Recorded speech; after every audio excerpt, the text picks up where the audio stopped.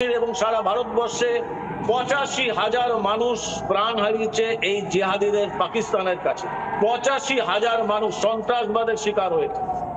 এই ৮৫,০০০-এর রক্তের প্রতিটা বিন্দু আমাদের আবার ফেরত আনতে হবে।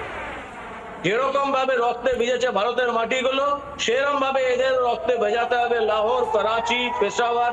তাতে যত আসে যা বাধা আসবে আমরা সামলে নেব। ১৪০ কোটি ভারতবাসী আজকে শপথ নেবে পাকিস্তানকে আমরা গুড়িয়ে দেবো। একদম পাকিস্তান একদম শেষ করে দিতে হবে, এটা ছাড়ার উপায় নেই। একদম। কিন্তু তার পাশাপাশি আরেকবার যারা এই মুহূর্তে 10টা ৪৫ বাজে, এই মুহূর্তে রাত সবে সন্ধে, এখন এই মুহূর্তে ভারতবর্ষে অনেক বড় রাত আজ, পাকিস্তানের জন্য হয়তো শেষ রাত আজ। কিন্তু যারা এই মুহূর্তে টেলিভিশন স্ক্রিনের সামনে এসেছেন, আপনাদের জানিয়ে রাখি লাগাতার ৩ ঘন্টা ধরে আমি এবং স্বর্ণালী এই মুহূর্তে, ময়ূক এবং স্বর্ণালী আপনাদের সাথে রয়েছে একমাত্র চ্যানেল রিপাবলিক বাংলা, যেখানে আপনারা যুদ্ধের সমস্ত আপডেট দেখছেন। এই মুহূর্তে লাহোর এবং সিয়ালকোট এই দুই জায়গাতে আমাদের দিওয়ালি গিফট দিতে শুরু করে দিয়েছি।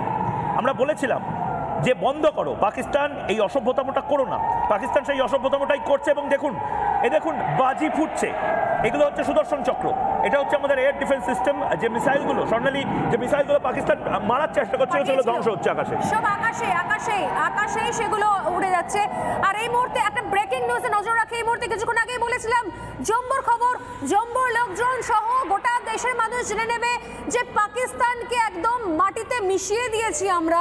তার মুখে চুনকালি দিয়ে দিয়েছি। জম্মু থেকে ব্ল্যাক আউট সরিয়েও দেওয়া হলো। ওয়াও, ক্যা বাত!